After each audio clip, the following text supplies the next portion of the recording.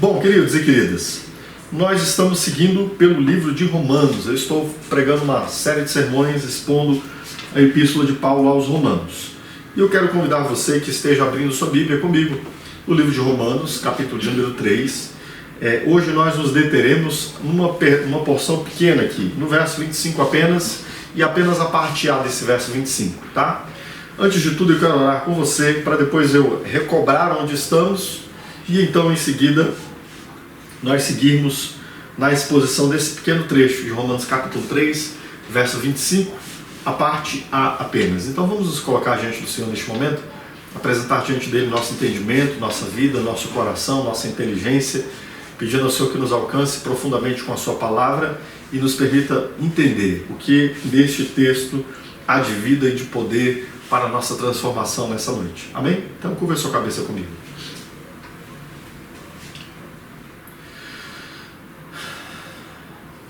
Senhor, meu Deus e Pai, quero te agradecer pelas tuas palavras a nós reveladas, Senhor. Especialmente por essa carta bendita, esta mensagem grandiosa que nós temos registrada aqui no livro de Romanos, e particularmente por esse pequeno trecho que nós debruçaremos nele nessa noite. Quero te agradecer pelo que ele revela do teu coração e da tua justiça. Quero te agradecer pelo que ele revela do perigo que a mim estava destinado e também da grande libertação e salvação que o Senhor promoveu pelo sacrifício do teu Filho. Abre o nosso entendimento, eu te peço, Senhor, porque enquanto nós estivermos dependendo apenas da nossa inteligência, dos nossos recursos, nós não compreenderemos. A tua voz soará e o nosso ouvido estará agravado. Nós estaremos surdos, não ouviremos a tua voz, mas que o teu Espírito fale, Senhor, e desagrave toda a surdez. Que o Senhor revele Cristo, o Cordeiro crucificado, e as escamas caiam de nossos olhos, e nós possamos ver a beleza da glória de Cristo, Cordeiro de Deus. É o que eu te peço nessa noite, em nome de Jesus. Amém. Amados e amadas, estamos seguindo pelo Evangelho de Romanos, tenho chamado assim essa epístola, o Evangelho de Romanos, e especialmente nesse trecho que estamos tratando, que vai do capítulo 3, verso 21, até o final deste capítulo. É um trecho que nos revela como Deus manifesta a sua justiça, promovendo salvação através da fé. E Paulo havia nos dito que o Evangelho revela a justiça de Deus. Nós já vimos nesse trecho, eu já preguei alguns sermões nesse trecho. O primeiro sermão falou sobre a manifestação da justiça de Deus. Que na verdade o que Deus está fazendo através do Evangelho é manifestando a sua justiça. Uma justiça que vem de Deus para nós. Não é uma justiça que nós alcançamos por nossos esforços. Ela vem de Deus, é Deus quem a promove para nós, por meio da fé. Vimos isso no primeiro sermão. Depois nós vimos que esta justiça que vem de Deus para nós é uma justiça cuja base, o fundamento dessa ação salvadora de Deus está na sua graça. E buscamos entender o que é graça. Graça é a livre e soberana ação salvadora de Deus, o favor salvador de Deus, que é livre e soberano. Livre porque Deus age quando, como e dirige isso a quem Ele quer. Não estava na obrigação de Deus dirigir seu favor salvador a ninguém. Nenhum de nós merecia nada, mas Deus quis ser gracioso. Depois nós expusemos o que vem a ser a justificação. Esse é um dos conceitos mais importantes de Paulo neste bloco. Paulo explica-nos que Deus imputa a nós a sua justiça no seu próprio tribunal, através do que Cristo Jesus fez na cruz do Calvário. E ele liga a justificação à redenção, que foi sobre o que conversamos semana passada. Semana passada eu lhes expus o que é a redenção. É o ato de Deus comprar-nos para si, libertando-nos da nossa escravidão. É isso que Cristo Jesus faz na cruz. Mas a cruz ela apresenta densidades, camadas, profundezas, A cruz apresenta larguras e profundidades, dimensões inalcançáveis que não podem ser medidas nem apresentadas apenas por um quadro, 2, 10, 100, 1000 quadros. A cruz precisa de muitos quadros, de diversas perspectivas, para que nós entendamos mais dimensões. E uma dessas dimensões que Paulo continua desenvolvendo, e a última dimensão desenvolvida nessa porção aqui, é uma dimensão que trata da cruz de Cristo como expiação ou propiciação. E o que vem a ser expiação ou propiciação? É exatamente disso que trataremos agora. Por isso eu quero pedir a você que abra sua Bíblia comigo no Evangelho de Paulo aos Romanos, ou na carta de Paulo aos Romanos, capítulo de número 3, e a fim de que haja uma ligação, liame desse trecho que eu vou expor, verso 25, a parte A, eu quero ler desde o início, verso 21, mas a porção que nós exporemos hoje, já expus o demais desse texto, mas a porção que nós exporemos hoje será apenas verso 25, a parte A. Mas leamos a partir do verso 21 para que nós tenhamos este panorama do todo.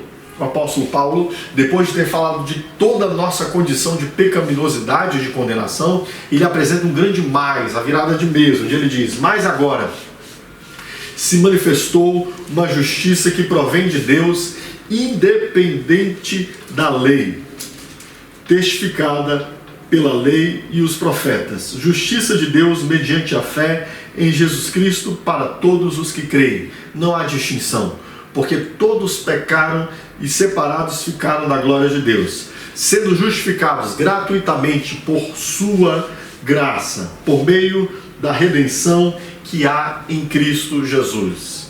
Deus, verso 25, o ofereceu como sacrifício para propiciação mediante a fé pelo seu sangue.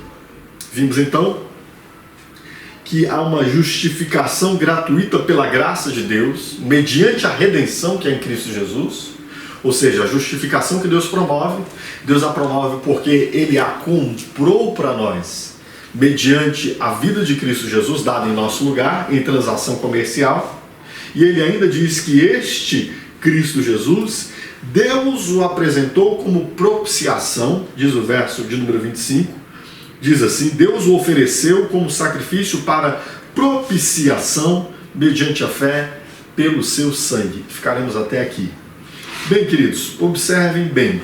A palavra central aqui desse trecho é propiciação ou expiação. São as mesmas, essas duas palavras expressam a mesma realidade. O que vem a ser propiciação? Não é uma palavra do nosso dia a dia, não é uma palavra comum a nós, não é comum ouvirmos essa palavra, muito menos expiação, né?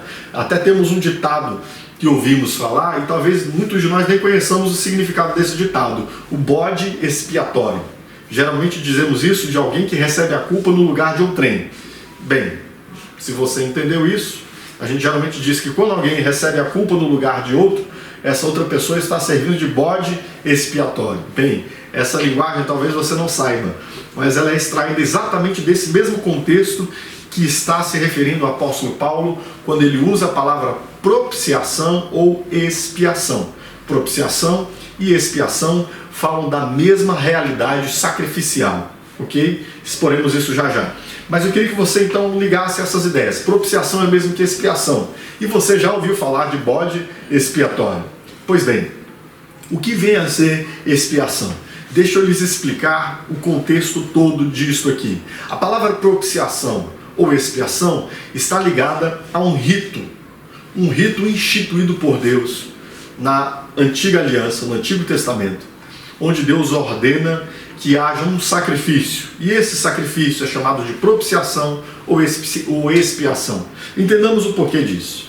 Antes de tudo, queridos, a Escritura mostra-nos que o pecado provoca a ira de Deus. Só é possível entender propiciação e expiação quando entendemos essa realidade que antecede o sacrifício. Que realidade? O pecado é algo que provoca a ira de Deus. E o que é a ira de Deus? A ira de Deus é a justa indignação de Deus contra o pecado que o afronta. O pecado ele é uma afronta a Deus.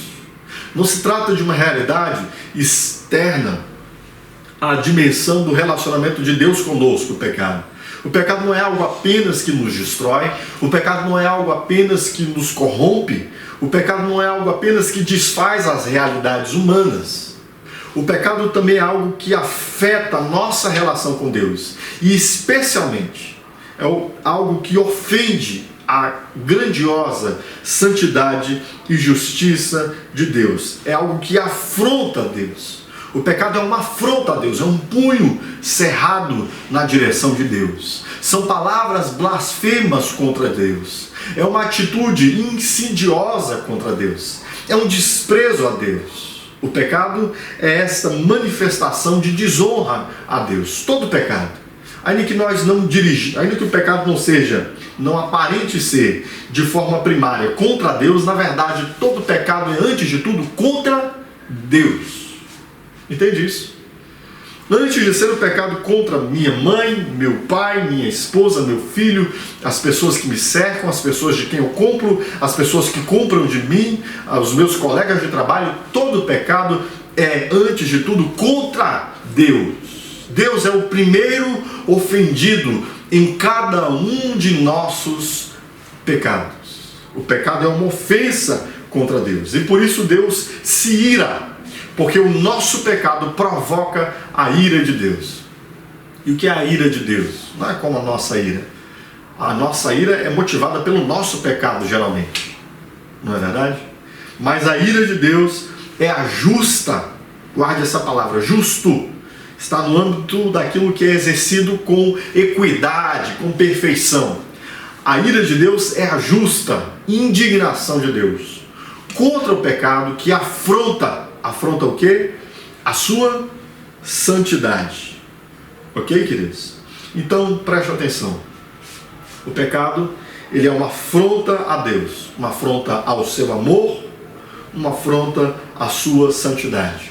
Isso está longamente exposto em toda a Escritura, desde o Antigo ao Novo Testamento. Deus pune o culpado derramando sobre ele a sua ira.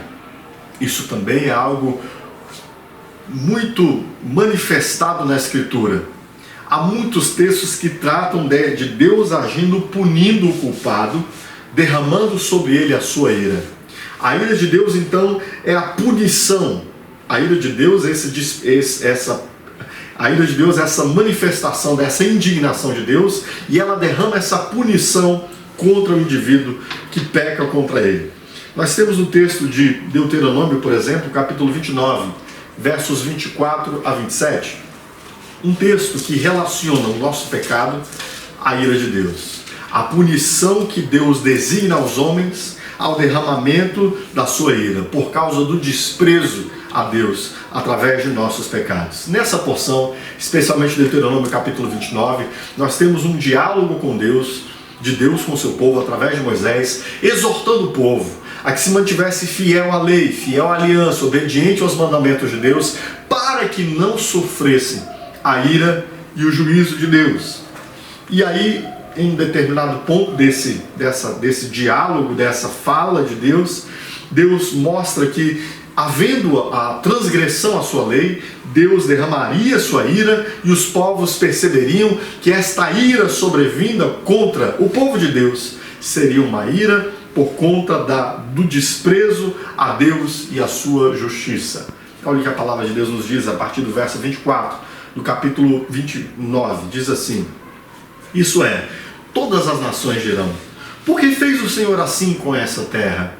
Qual foi a causa do furor de tamanha ira? Então se dirá: porque desprezaram a aliança que o Senhor Deus de seus pais fez com eles quando os tirou do Egito. E se foram e serviram a outros deuses, e os adoraram, deuses que não conheceram, e ele não lhes havia designado. Pelo que a ira do Senhor se acendeu contra esta terra, trazendo toda a maldição que está escrita neste livro. Vemos, portanto, que sim, Deus, quando traz o seu juízo, ele manifesta a sua ira, uma ira que é por conta do desprezo de Deus. O pecado é um desprezo, o pecado é uma afronta contra Deus. Neste caso, uma afronta ao amor de Deus. uma afronta à justiça de Deus, ao amor de Deus, porque Deus havia generosamente se inclinado em direção a esse povo para se manifestar e libertá-lo do Egito. Uma afronta à justiça de Deus, porque este povo havia conhecido a justiça de Deus revelada na sua lei. E por causa desse desprezo, dessa afronta, Deus está dizendo que traria sua ira, derramando o seu juízo contra aqueles que pecaram contra ele.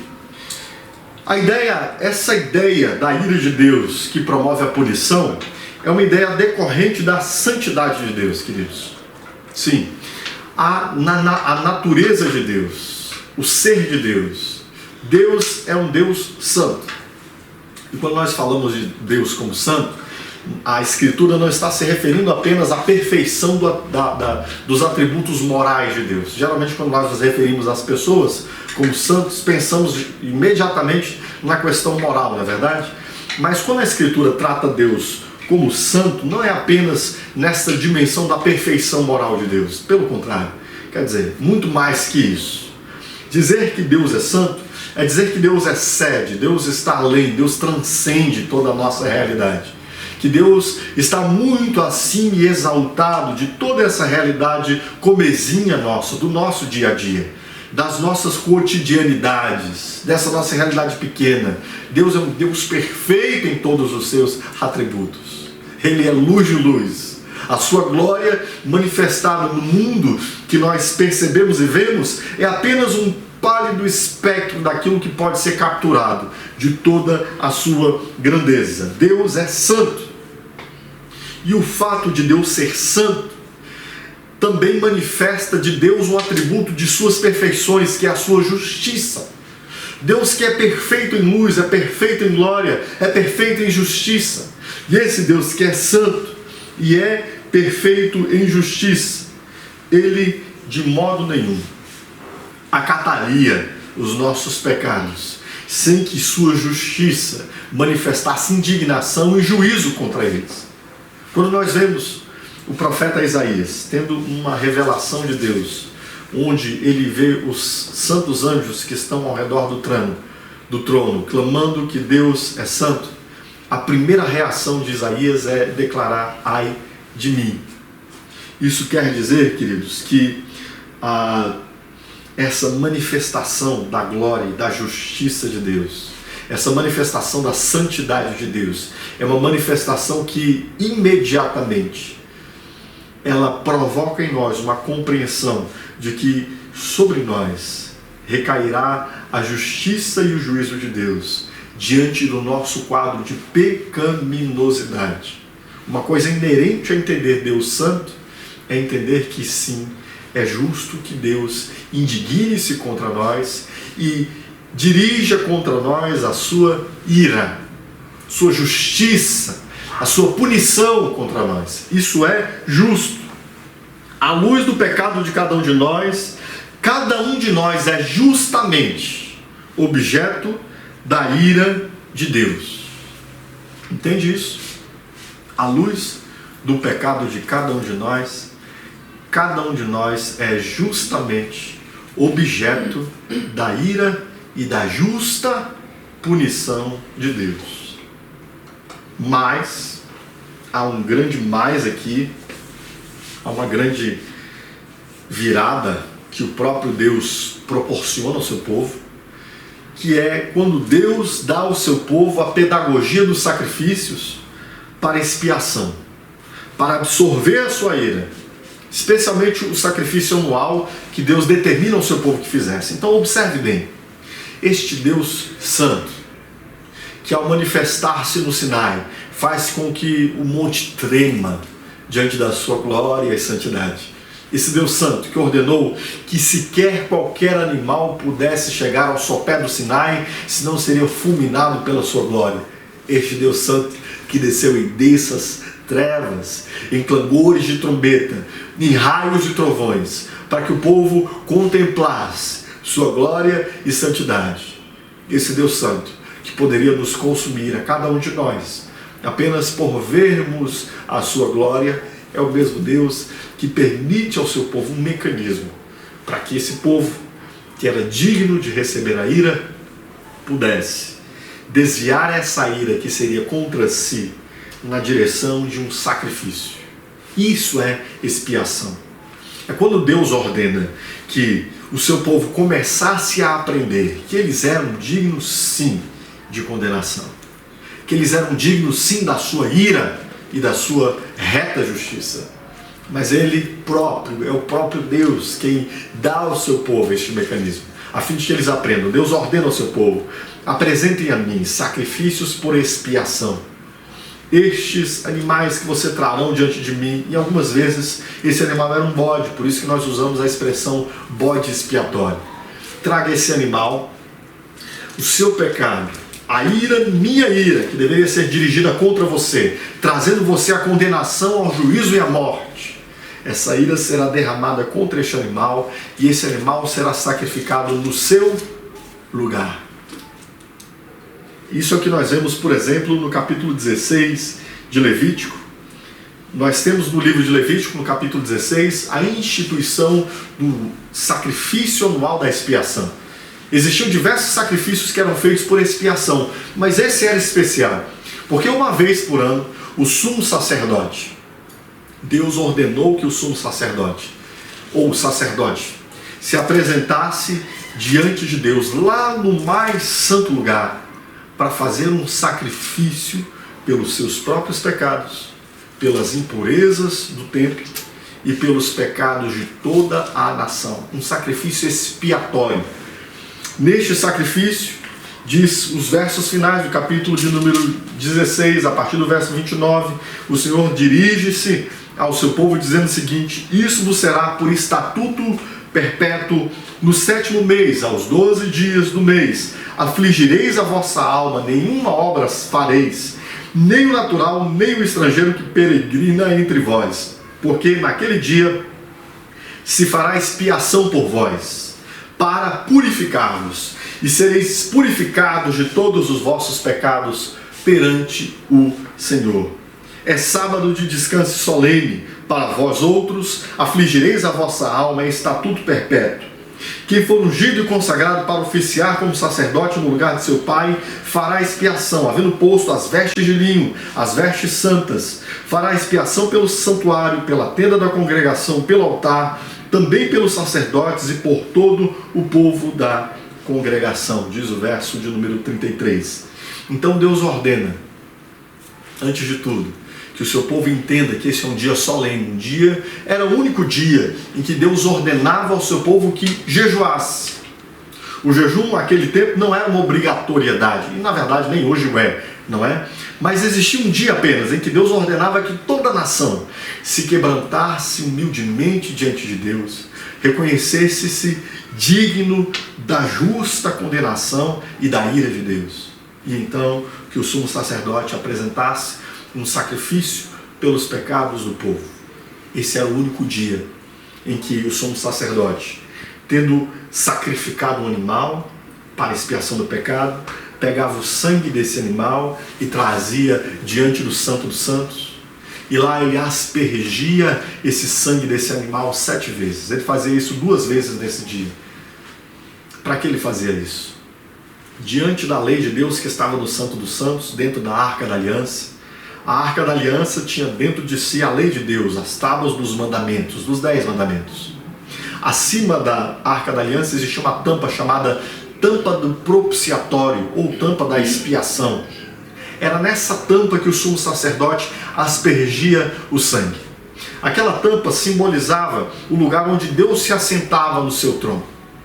Quando o sumo sacerdote trazia o sangue daquele animal, o sumo sacerdote estava dizendo: Deus, a sua justa justiça foi aplicada. Aquele que deveria morrer pelo pecado morreu. A sua ira foi derramada e está cumprida a sua justiça. Desse modo, quando o animal era apresentado, o sacerdote ele vinha, impunha as mãos sobre aquele animal e ele confessava os pecados do povo sobre aquele animal, fazendo essa transferência de pecados. O que aquele animal sofria quando sacrificado? Aquele animal sofria o juízo de Deus. É claro que isto é pedagogia. o sangue daqueles animais era impossível de provocar perdão contra os homens. E mesmo a morte daqueles animais não era ainda o derramamento da ira de Deus. E nem qualquer manifestação nesse tempo da ira de Deus é ainda a justa e plena manifestação da ira de Deus. Toda manifestação presente da ira de Deus, quer seja pela pedagogia desses animais, quer seja como vimos desde o capítulo 1, verso 18 de Romanos, quando Deus está entregando os homens aos seus próprios deleites, não mais contendendo com eles para trazer-lhes ao arrependimento. Paulo nos diz que isso também já é a ira de Deus. Nada disso é ainda a plenitude da manifestação da ira de Deus. Por quê? Porque a ira de Deus, ela derramar-se-á sobre o mundo no dia do juízo de Deus. E é importante que nós falemos disso. Há muito que não se fala disso. Há muito que não ouvimos falar disso. Não ouvimos falar do dia em que Deus manifestará a sua ira. O dia do juízo de Deus, o dia da justiça de Deus, o dia em que Deus demonstrará a sua justiça punindo aqueles que merecem punição. No próprio Evangelho de Mateus, capítulo 3, verso 7, João Batista, falando deste dia, dirige-se aos fariseus e diz assim: quem vos induziu a fugir da ira que há de vir? Embora haja manifestações da ira de Deus nesse mundo, e há manifestações da ira de Deus nesse mundo, todas elas são sinais de alerta para que nós atentemos para o dia em que Deus vai, de forma última, o quê? Julgar os pecados dos homens, todos os pecados que afrontam o amor e a justiça de Deus. É à luz disso, por exemplo, que o livro de Apocalipse, no capítulo de número 6, a partir do verso 16, no desenrolar dos últimos selos, vai nos falando deste dia que virá, o qual ele chama de o dia da ira do Cordeiro. Engraçado que essa imagem de Jesus como Cordeiro, muitas vezes as pessoas retêm essa imagem como se falasse de docilidade, mas não apenas. O livro de Apocalipse, no capítulo de número 16, e versos 16 e 17, diz-nos assim: e diziam aos montes e rochedos: caí sobre nós, escondei-nos do rosto daquele que está assentado sobre o trono. Porque neste capítulo nós temos o abrimento, a abertura de selos, que mostram a manifestação da ira de Deus, que será plena no dia do juízo de Deus. E nesta abertura destes selos, então estas pessoas estão dizendo: caiam sobre nós os montes, escondam-nos da face daquele que está sentado no trono e da ira do Cordeiro, porque é vindo o grande dia da sua ira, e quem poderá subsistir? O que vimos até aqui então? Vimos que Deus é um Deus santo, e como diz o capítulo Salmo de número 7, Deus é um Deus santo, um Deus que se ira todos os dias. Sim, falar de Deus e da sua justiça e da sua santidade também é falar da sua ira. Vimos que somos pecadores e o nosso pecado provoca a ira de Deus. Nosso pecado desperta, afronta a Deus. Esse despertar e afrontar, esse despertar da ira de Deus, esse afrontar a Deus, permitiria que nós fôssemos julgados a todos sem exceção, em condenação. Contudo, Deus, em pedagogia, institui o dia da expiação, os sacrifícios por expiação do pecado. Para quê? Para que por pedagogia nós aprendêssemos que em algum momento Deus descarregaria a sua ira contra que seria o sacrifício pelas nossas transgressões. À luz disso, dá para a gente entender então o que Paulo está dizendo aqui em Romanos capítulo de número 3, verso 25. Então, observemos bem o que é expiação. Eu quero definir o que é expiação. Expiação é o sacrifício que absorve a ira de Deus. Não é o sacrifício que desvia a ira de Deus, porque a ira de Deus não é desviada. É um sacrifício que absorve, que recebe toda a ira de Deus. É o que o apóstolo Paulo nos diz quando ele apresenta esse texto e nos fala: Deus ofereceu a Cristo, ou o ofereceu, como sacrifício para propiciação ou para expiação, mediante a fé pelo seu sangue. Então, à luz disso, entendamos o que Paulo está dizendo. Primeiro, Paulo diz, Deus o ofereceu. Ou seja, queridos, a iniciativa do sacrifício é de Deus. Quando nós pensamos nesse sacrifício que absorve a ira, nós olhando para as religiões antigas, e talvez algumas pessoas contestem isso, né, de dizer que essa realidade de aplacar a ira de Deus é uma realidade das religiões pagãs antigas. E de fato existe isso nas religiões pagãs antigas. Existe a ideia de fazer sacrifícios para aplacar a ira dos deuses. Mas olha as grandes distinções que nós temos aqui.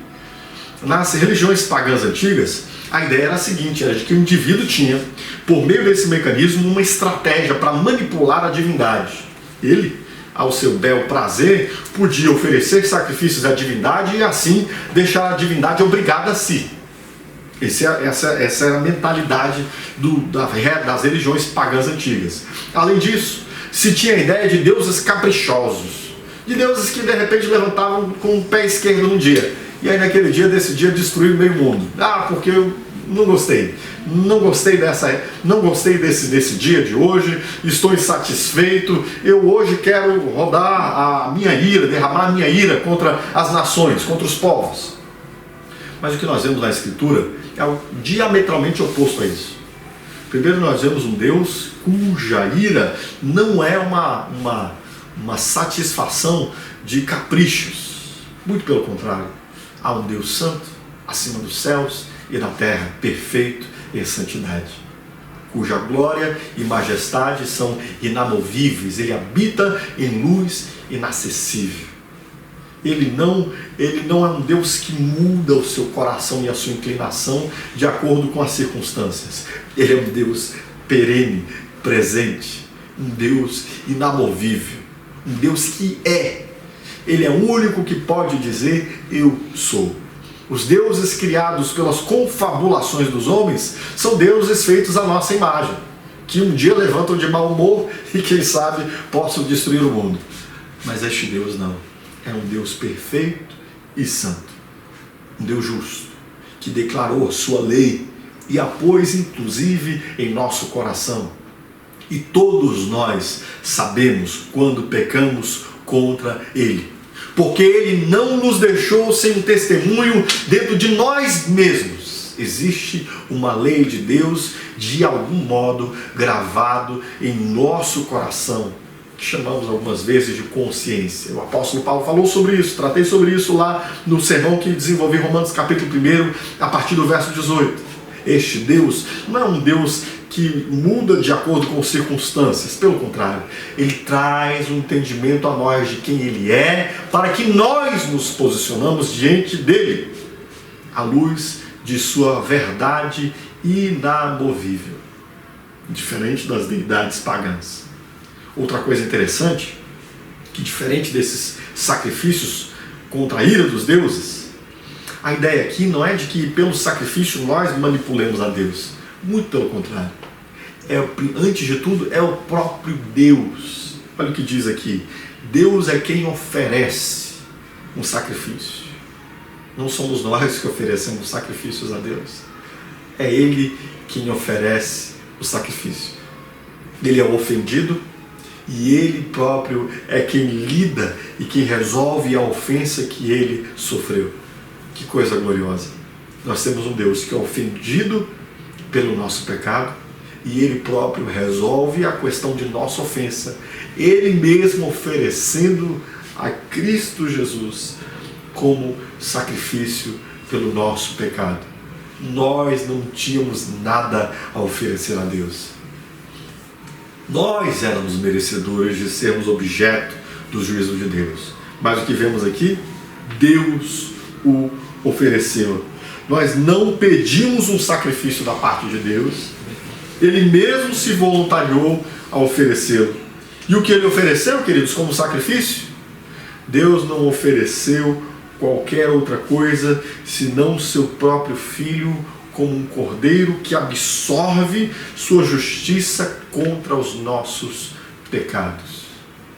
toda aquela pedagogia de bodes, de animais e de cordeiros era para nos ensinar que lhe ofereceria um sacrifício perfeito pelos nossos próprios pecados. Ele continua dizendo: Deus ofereceu como sacrifício para propiciação, para expiação. E, como eu já lhe disse, em algumas circunstâncias, se confessava sobre o animal as culpas, ele as absorvia então, para então absorver a ira de Deus pelo sacrifício, morte e derramamento de sangue. O animal recebia a confissão dos pecados e era como se houvesse uma transação desses pecados, como se aqueles pecados que estavam gravados em nossa alma fossem a uma retirados e então gravados sobre o animal. Jesus absorve, queridos, os meus pecados, a minha vergonha, a minha condenação, a minha imundícia e se torna impuro e incapaz de apresentar-se diante de Deus. Uma das consequências do nosso pecado, especialmente diante dessa realidade cultica e ritual, era a consequência de um homem se tornar impuro. E essa linguagem bíblica do puro e do impuro é a linguagem daquele que pode se apresentar diante de Deus e aquele que não pode se apresentar diante de Deus. Estar ritualmente puro quer dizer estar apto a vir diante de Deus, de modo a não estar debaixo de sua ira. Pelo contrário, estar impuro é não estar apto a apresentar-se diante de Deus.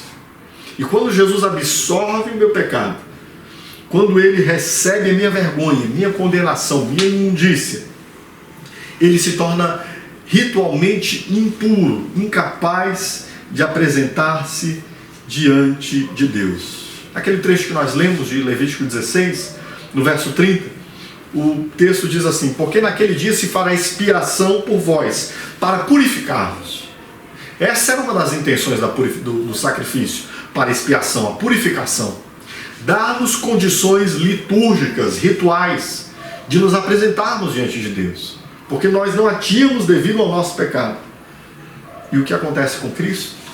Quando Jesus se torna o sacrifício cordeiro, quando Deus Pai vem e o traz diante do altar de sacrifício, é como se Deus Pai o colocasse no altar e cada um de nós que seremos salvos por Cristo Jesus impuséssemos a nossa mão sobre a cabeça do Cordeiro Santo e ali confessássemos todos os nossos pecados.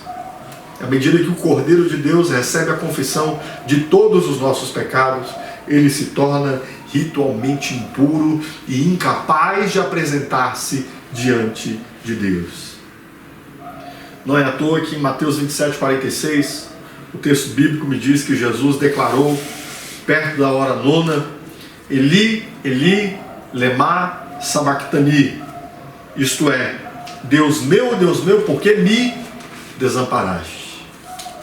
Jesus Cristo, que é o Filho eterno do Deus Pai eterno, que segundo o capítulo 17 do Evangelho de João, esteve com o Pai antes que o mundo fosse formado, que viveu em comunhão plena com o Pai, tendo absorvido o meu pecado, ele absorve a minha impureza e a minha incapacidade de relacionar-me com Deus, e naquele momento na cruz do Calvário, ele está completamente alienado de Deus Pai, a ponto de declarar: Deus meu, por que me desamparaste? Jesus absorve a minha condição de impureza, de incapaz de apresentar-se diante de Deus, porque recebeu sobre si a ira que era minha. Além disso, Jesus absorve os meus pecados, vergonha, condenação, imundícia e sofre a ira de Deus, queridos. A justa indignação de Deus que derrama sobre o homem a sua condenação, ela é derramada sobre Cristo Jesus na cruz do Calvário, quando ele se torna um sacrifício, o Cordeiro de Deus, para retirar os pecados do mundo. Nós temos uma expressão que o Senhor Jesus usa lá no Jardim do Getsemane, que é uma expressão que talvez pareça enigmática, difícil de entender. É a expressão quando Jesus diz ao Pai: se possível for, passa de mim este cálice. Essa linguagem que Jesus está usando, essa expressão, é uma linguagem comum na literatura apocalíptica, uma linguagem comum na literatura profética. A ideia do cálice, a ideia de beber o cálice de Deus, não é a ideia de beber um cálice de comunhão, não é a ideia de beber um cálice de alegria, de compartilhamento, pelo contrário, é a ideia de beber o cálice do vinho da ira de Deus. Quando Deus está dirigindo contra nações o seu juízo, e algumas vezes na literatura profética, a palavra de Deus diz que Deus está dando a beber do cálice da sua ira. É o que nós vemos, por exemplo, no livro de Apocalipse, capítulo de número 14, verso 10, quando o texto bíblico diz: também esse beberá do vinho da cólera de Deus, preparado sem mistura, o cálice da sua ira, e será atormentado com fogo e enxofre diante dos santos anjos, na presença de Deus. O que Jesus recebe na cruz do Calvário, então, queridos? Jesus, com o sacrifício por expiação, ele bebe o cálice da ira de Deus que deveria ser derramado contra mim. Jesus recebe a ira de Deus desviada de mim contra si mesmo. O peso da espada do Pai que traspassa a vida do Filho. A parábola que Abraão encenou quando apresentou Isaac como sacrifício, sem contudo sacrificar seu filho, foi integralmente vivida quando Deus Pai sacrificou Deus Filho na cruz do Calvário. Só que a cruz do Calvário é muito mais dramática, porque ali na cruz do Calvário, diferentemente da circunstância de Abraão, que estava apenas obedecendo a Deus, ali na cruz do Calvário, Deus Pai está derramando o seu juízo contra o seu filho por causa dos pecadores. Você consegue entender isso? Deus descarregando o seu juízo e a sua ira, o quão dramático, quão inimaginável isso é. Podemos conceber uma realidade dessa?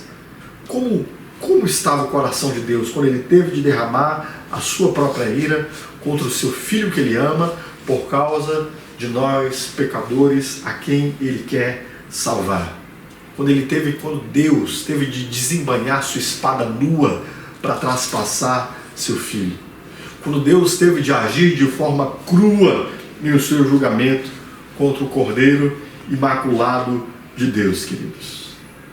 É uma realidade que, por mais que nós tentemos capturar, há tantas tensões, há tantas dinâmicas, há tanto do sofrer do coração de Deus nessa situação, que nós nunca conseguiríamos capturar tudo o que é revelado nessa imagem.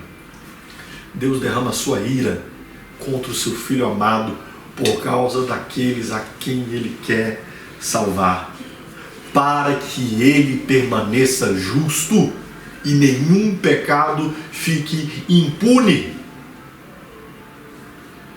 À luz do pecado de cada um de nós, queridos, cada um de nós é justamente objeto da ira de Deus, até que Deus manifeste a nós Cristo, o sacrifício que absorve a ira contra nós. Sim, nós éramos dignos, nós éramos merecedores, duplamente condenáveis. Cada um de nós já tinha contra si a sentença do juízo, e Deus derramaria sobre nós a sua ira, até que Deus manifeste a nós Cristo, e nós vejamos Cristo como sacrifício que absorveu essa ira toda de Deus, derramada contra ele, a uma só.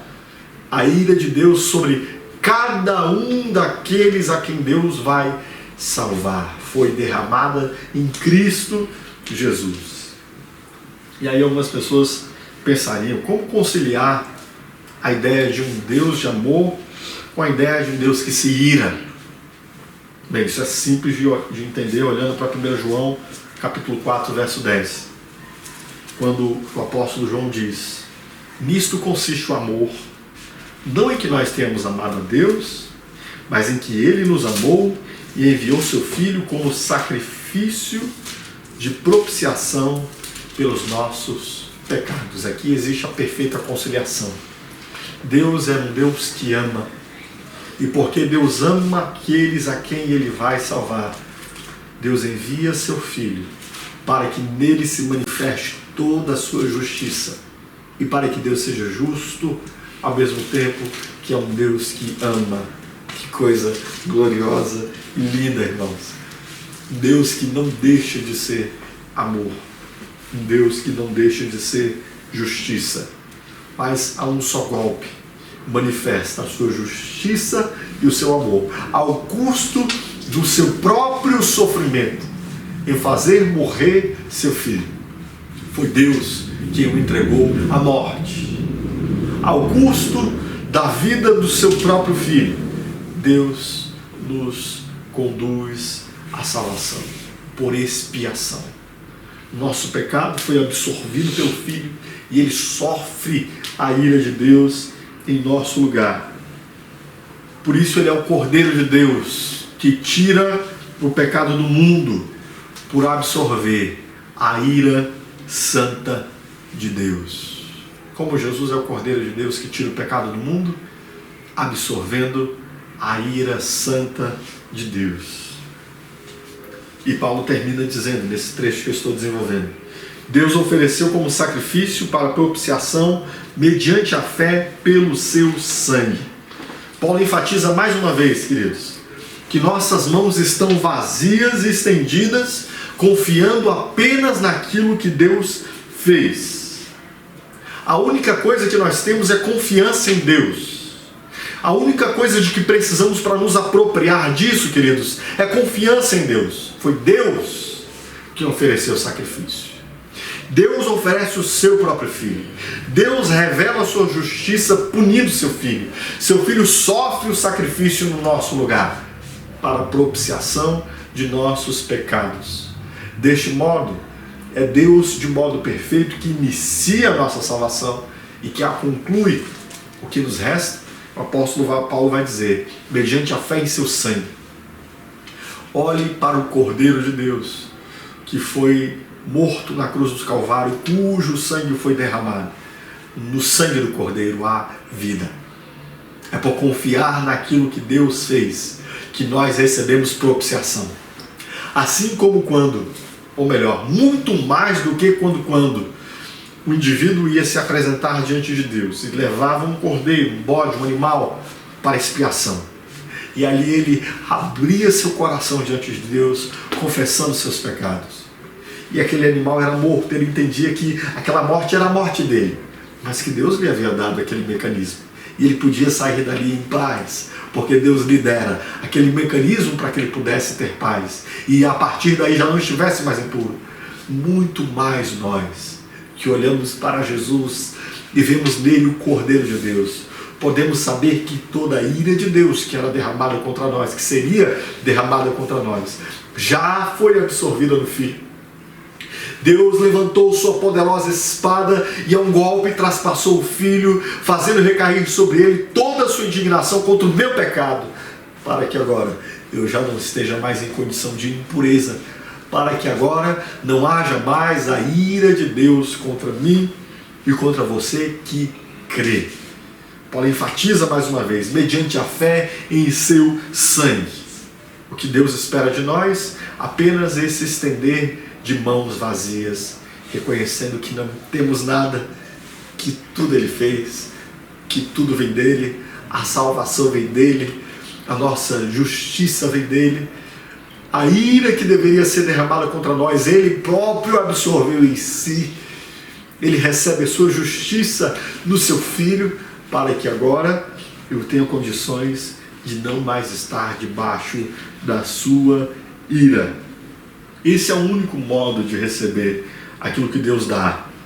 Uma viva confiança de que o que Ele fez é o bastante.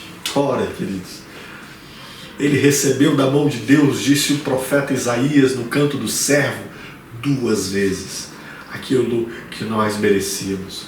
O castigo que nos traz a paz, no mais conhecido canto dos servos, no canto do servo, Isaías 53, o castigo que é a justa recompensa por causa do nosso pecado, que é o derramamento da ira de Deus, o castigo que nos traz a paz, estava sobre ele.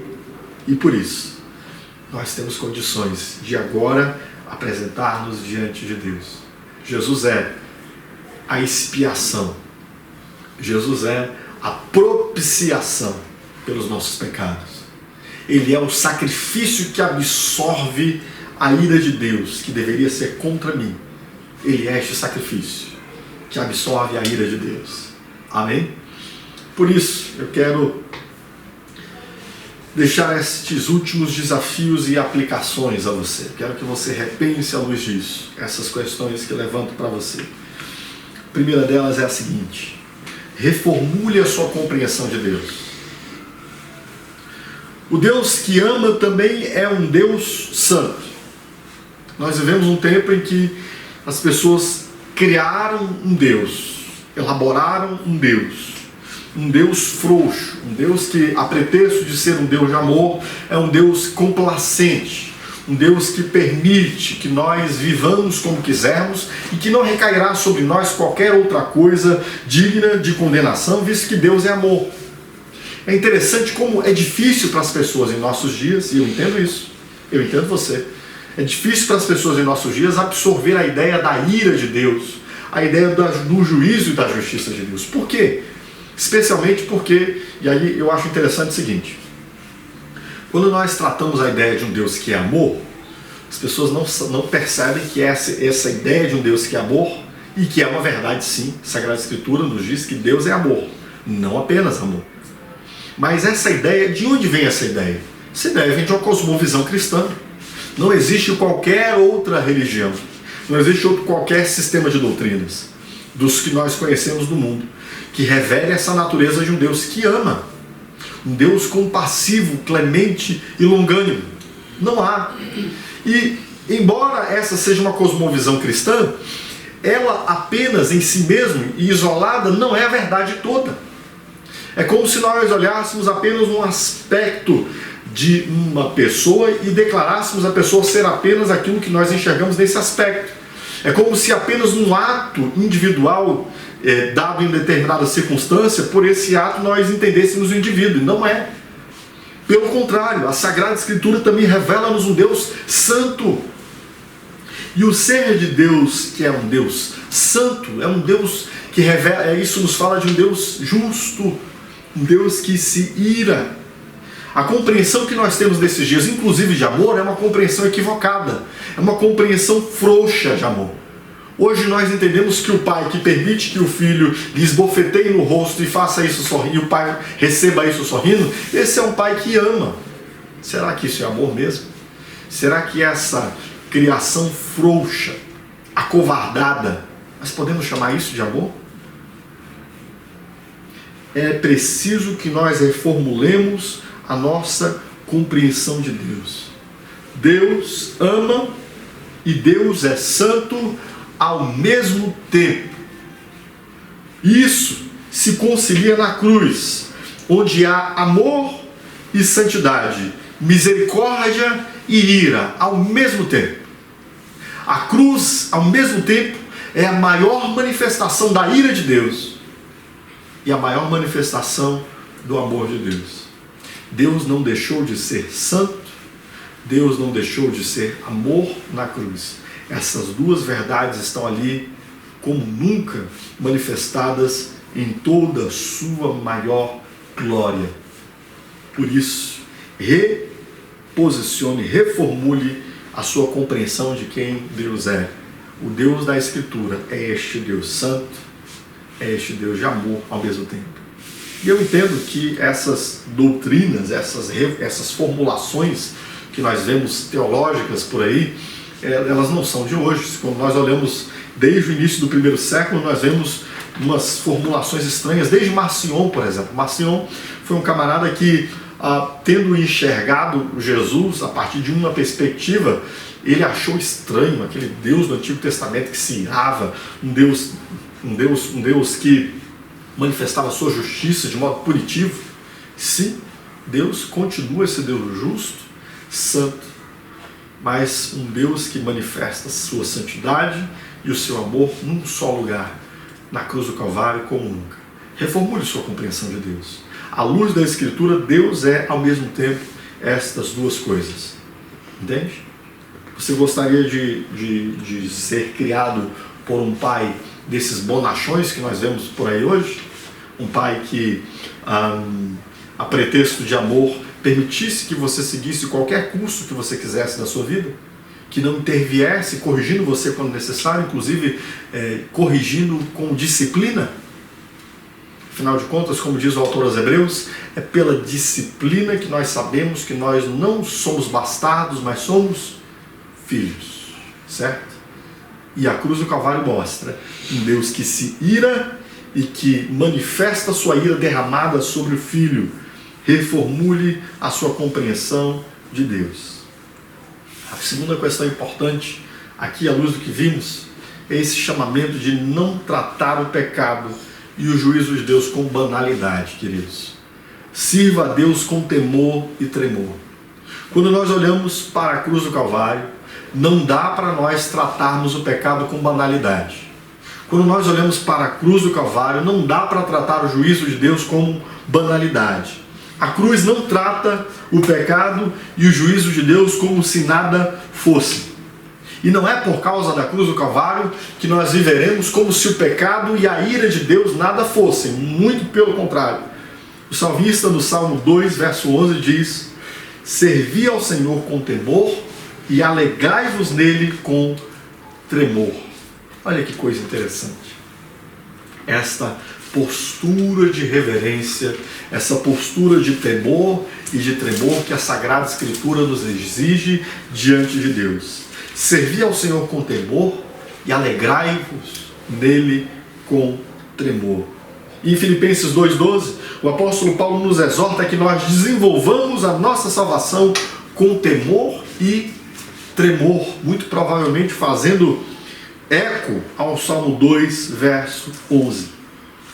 Nós vivemos um tempo em que o pecado muitas vezes é tratado com banalidade, como se coisa nenhuma fosse, como se nós precisássemos apenas de um ajustezinho moral para nós vivermos melhor, enquanto na verdade o pecado é antes de tudo não uma realidade que afeta a nossa vida. Sim, ele afeta a nossa vida, mas ele é antes de tudo uma realidade que confronta Deus em seu amor e em sua justiça.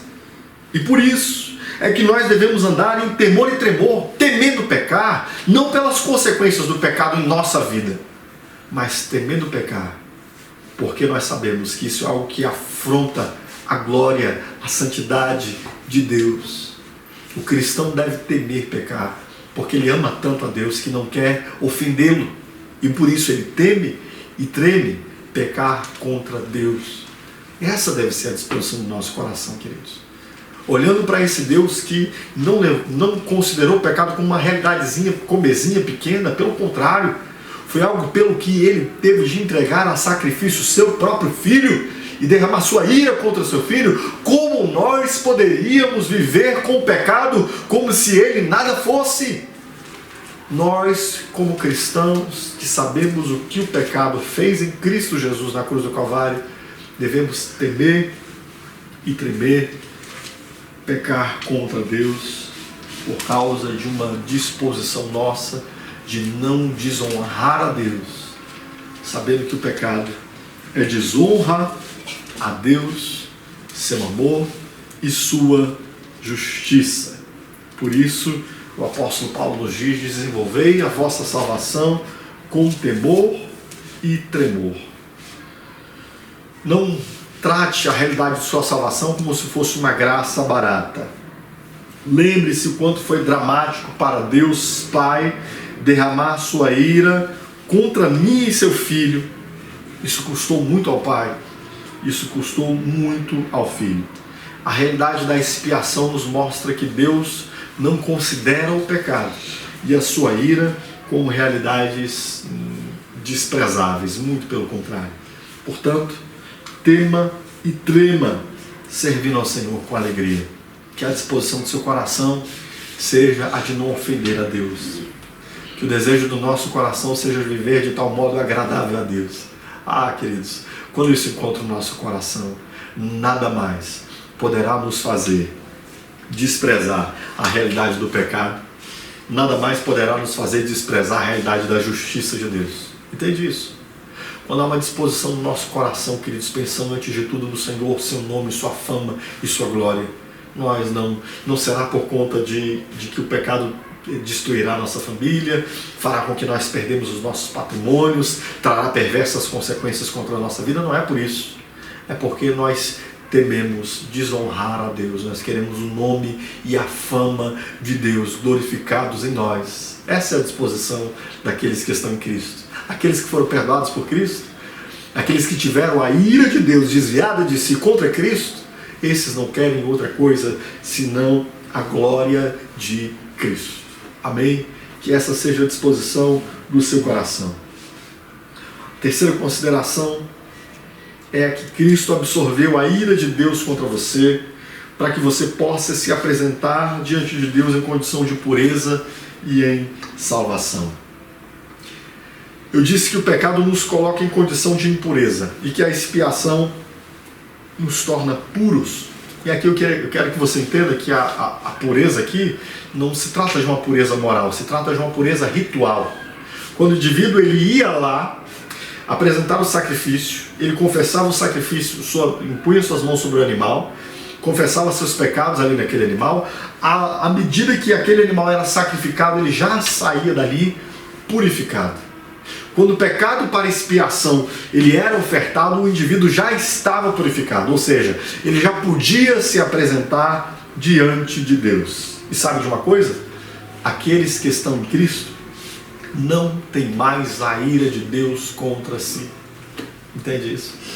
A ira punitiva de Deus, o juízo de Deus já não está mais dirigido contra nós. Ele foi a uma derramado sobre Cristo.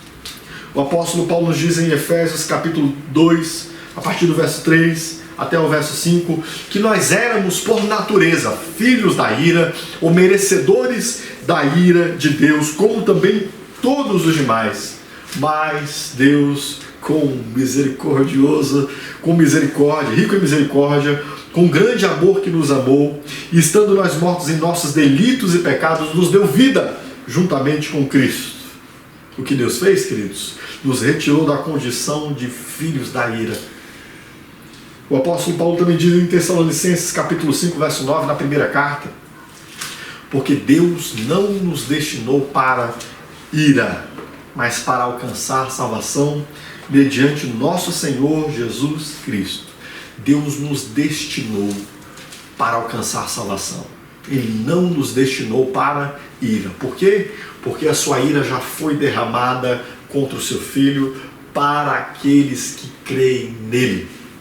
Por isso, queridos, não existe mais medo de nós nos apresentarmos diante de Deus.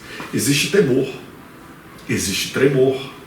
E é importante que nós continuemos temendo e tremendo a Deus Pai, por sua justiça, santidade e glória. Temendo e tremendo a Deus Filho, ao Deus Espírito Santo, por saber que tudo quanto nos era destinado foi nele mesmo absorvido. Mas este temor e este tremor não nos dão medo, são coisas distintas. É como quando um filho deseja muito honrar seu pai e ele se apresenta ao seu pai com uma certa posição, uma postura, uma linguagem, uma forma de dizer, não é? Por quê? Porque ele honra seu pai. Ele não trata seu pai como: e aí, bicho, como é que vai, cara? Beleza? Não, por quê? Porque ele olha para o seu pai e sabe a honra que é devida ao seu pai. Mas ele não tem medo de apresentar-se diante do seu pai. Entende? Devemos o mesmo temor e tremor a Deus, mas sabendo que já não reside mais sobre nós a sua ira. Deus está virado contra nós. E Ele mesmo absorveu sobre si a ira que era destinada a nós, do seu Filho. E agora nós sabemos que Ele já não nos destinou mais para a ira, senão para salvação. Isso nos dá uma alegria, uma confiança de nós nos apresentarmos a Deus, sabendo que já não somos mais objeto da sua ira. O juízo final, a ira de Deus que se derramará em juízo contra esse mundo, não é para aqueles que creem em Cristo Jesus. Até porque, é exatamente porque nós já fomos justificados, Deus já deu sobre nós a sua sentença, que Paulo está falando disso. Que Cristo Jesus foi apresentado como sacrifício por expiação, ou seja, a ira do juízo de Deus já recaiu sobre ele. Para quê? Para que sobre mim e sobre você que crê esteja sobre nós a sentença de justificado. Apresente-se em confiança diante do seu Deus, em alegria, em temor e em tremor. Como diz o Salmo 2:11, servi ao Senhor em temor e alegrai-vos nele com tremor. Amém? E por fim, querido, tenha fé. Creia que apesar de estar em condições de receber a ira de Deus, você pode, pelo sangue de Jesus, receber o sacrifício que absorve a ira de Deus, para que você possa ser salvo. É o que Paulo nos chama no final aqui. Ele diz que este sacrifício expiatório é mediante a fé no seu sangue. Deus chama todos aqueles que ouvem a sua palavra. Ele faz um chamamento para que se responda em fé. E este dia é o dia em que termina a ira de Deus contra aquele que crê e que começa uma grande transformação para a salvação.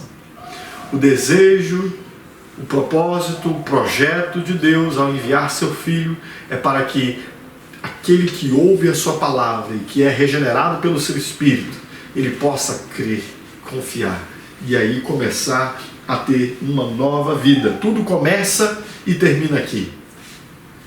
Tudo começa quando você crê em Cristo, confia nele, entende que a justiça de Deus que deveria ser derramada contra você foi derramada nele. E tudo termina aqui. Esse juízo de Deus, essa condenação que haveria sobre nós, ela se finda aqui.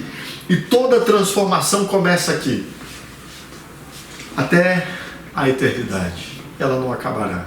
Portanto, fica esse chamamento final aqui para que você creia. Sabendo que Deus destinou a Cristo para absorver a sua própria ira no Filho, para que nós que estávamos em condição de condenação pudéssemos então hoje crer e estar numa condição de expiação, expiados, tendo completamente sobre nós a pacificação do nosso relacionamento com Deus. Agora nós podemos nos apresentar diante de Deus. Agora já não há mais a ira de Deus contra nós. Que coisa gloriosa a expiação, queridos. A expiação é a absorção da ira de Deus no sacrifício. Cristo Jesus é o sacrifício pela nossa expiação. Que você hoje possa olhar para Cristo Jesus e entender que nele há uma manifestação da justiça de Deus. Na cruz dele há uma manifestação da justiça de Deus. Quando Deus derrama a sua ira contra ele. Para quê? Para mostrar-se justo. E sobre isso nós falaremos semana passada. Qual é o motivo último de Deus ter feito tudo isso? É a nossa salvação? Esse é um dos motivos, mas eu não diria que é o motivo último. Há um motivo último ainda, que é o motivo que Paulo vai desenvolver nos versos seguintes até o final do capítulo 3. Mas aqui, hoje, o meu chamamento a você é: olhe para Cristo Jesus. Veja que ele é o Cordeiro de Deus, que recebe a ira de Deus em si, a ira que estava destinada a mim e a você. A todos quantos nele creem, nós temos descarregado toda a nossa pecaminosidade em Cristo, a fim de que nós saiamos do estado de impureza para o estado de pureza e possamos nos achegar diante de Deus. Quando o profeta disse: ai de mim, que vou perecendo, porque sou um homem de lábios impuros e habito no meio de um povo de impuros lábios, e os meus olhos viram o Senhor dos Exércitos. O Senhor ordenou que um anjo pegasse uma brasa do altar e tocasse nos seus lábios e o purificasse. E ali agora ele estava em condições de estar na presença de Deus. Essa brasa viva do altar o altar, queridos, era o lugar onde o sacrifício era derramado. Essa brasa viva pode ter, metaforicamente, pode ter recebido o sangue que foi derramado naquele altar, o sangue do sacrifício de Cristo. E por isso, tocado pelo nos lábios pela brasa viva, ele agora se encontrava em condições de apresentar-se diante de Deus. Isso foi o que o sacrifício expiatório fez por você, te dar condições de apresentar-se diante de Deus por crer. Amém? Eu quero fazer essa oração final com você, dando graças a Deus pelo que Cristo Jesus é, o sacrifício que nos traz a paz. O nosso castigo estava sobre ele, para que agora você não esteja mais debaixo da ira de Deus. Creia nisso, confie nisso, ore a Deus agradecendo por isso, e tema e trema servindo a Deus pensando nisso. Amém? Curva a sua cabeça. Senhor Deus e Pai, a Tua palavra me revela que o Evangelho mostra a Tua justiça. O Senhor é um Deus de graça que age livremente, soberanamente, manifestando o seu favor como o Senhor quer, quando o Senhor quer, do modo como o Senhor quer, a quem o Senhor quer. Tua palavra me revela que Cristo Jesus é a justificação pelos meus pecados, mediante a redenção, a compra que Ele fez. A minha compra, eu estava numa condição de entregue na morte, vendido ao pecado, e o Senhor comprou a mim, e o Senhor comprou a todos quantos o Senhor salva, aqueles que creem em Ti, a Sua igreja. A Tua palavra também me revela que Ele é aquele que absorveu em si a ira que deveria ser derramada contra mim por causa do meu pecado e da minha condenação. Obrigado, Senhor. Obrigado por Cristo Jesus, que é o Cordeiro de Deus, que absorveu toda a Tua ira, Senhor.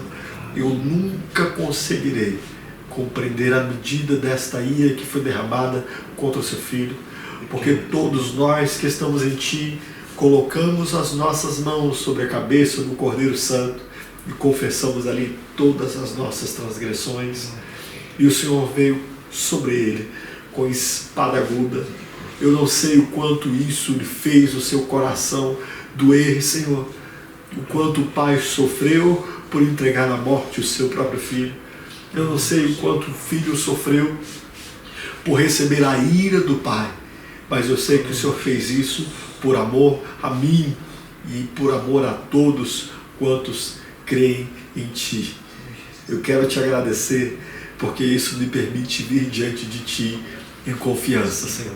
Saber que o Senhor me amou de tal maneira, que o Senhor amou de tal maneira os Seus filhos, que o Senhor derramou a Sua ira sobre o santo, o perfeito e o justo, para que agora não haja mais nenhuma ira contra mim. Obrigado, Senhor, porque nós não somos mais filhos da ira, como diz a Tua palavra.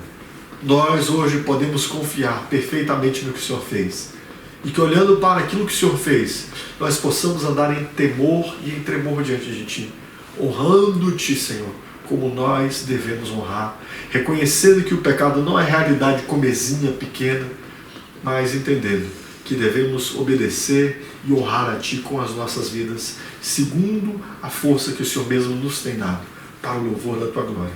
Permita-nos isso. É tudo que nós queremos, mesmo diante de todas as nossas limitações.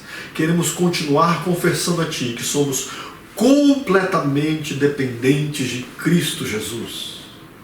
Queremos confessar a Ti que não temos nada em nossas mãos para oferecer a Ti, que confiamos absolutamente no sacrifício de Cristo, e queremos Te pedir, nos ajuda a seguir Te honrando para a Tua própria glória.